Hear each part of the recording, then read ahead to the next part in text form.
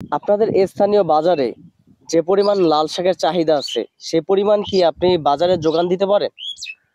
যে পরিমাণ চাহিদা আছে এই পরিমাণে হিসাবে মনে করেন যে আমি দেই এবং আরো লোক আছে আর মনে করেন ভালোভাবে চাহিদা যোগান দিতে পারি। তাহলে বাজারের চাহিদা আপনাদের পক্ষে পোষানো সম্ভব, জি চাহিদা অনুযায়ী আপনারা সেল দিতে পারতেছেন। জি।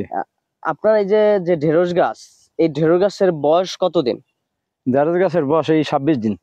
26 দিন। জি। তাহলে এখানে ঢেঁড়সটা রোপণ করার কতদিনের মাথায় ঢেঁড়স আসে?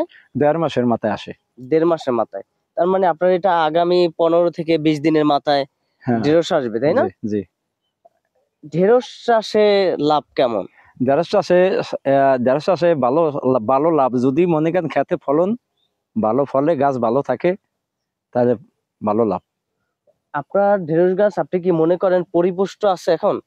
হ্যাঁ, এখন যা আছে আছে, আল্লাহ দিলে আরো বাড়বো সামনের দিকে। মানে এটা এখন চেষ্টা চালাইতেছি, এটা যত্ন করতেছি। লাল শাকটা তো কিছুদিনের মধ্যে চলে যাবে, হয়তো জি 1 সপ্তাহ 10 দিন।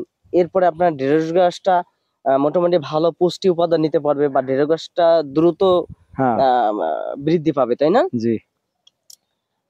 ঢেঁড়স চাষ কি আপনি এই নতুন করলেন নাকি আগে পরে করেছেন? আগে বারও করছি।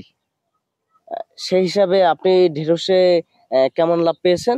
মোটামুটি ভালো লাভ। মনে করেন যে আপনার আপনার যদি আর 10% জমি ঢেঁড়স করে, তাহলে মনে করেন এক সিজনে অন্তত 20,000 টাকা ব্যবসা হয়। ঢেঁড়সে যে পরিমাণ খরচ হয়, খরচের তুলনায় ঢেঁড়সেও লাভটা কেমন আসে? ঢেঁড়সের লাভ মনে করেন যে আপনার আটানি পরিমাণ ব্যবসা আসে।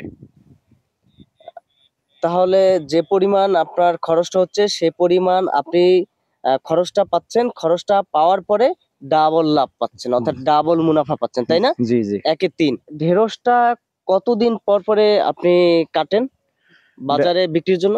ঢেঁড়সটা মনে করেন একদিন পর পর কাটতে হয়, একদিন পর পর। এর কারণ কি? একদিন পর পর কাটার হলো নিয়ম হইলো যে একদিন পর পর যদি না কাটে তাহলে ঢেঁড়সটা বাতি হয়ে যায়। ওই ঢেঁড়সটা বাতি হয়ে গেলে খায় না, কাস্টমারের চাহিদা মূলক নেয় না। আর ঢেঁড়সটা একদিন পর পর কাটলে ঢেঁড়সটা মুলাম থাকে, ঢেঁড়সটা সুন্দর থাকে, ঢেঁড়সটা খায়, নষ্ট হয় না, লোকসান হয় না।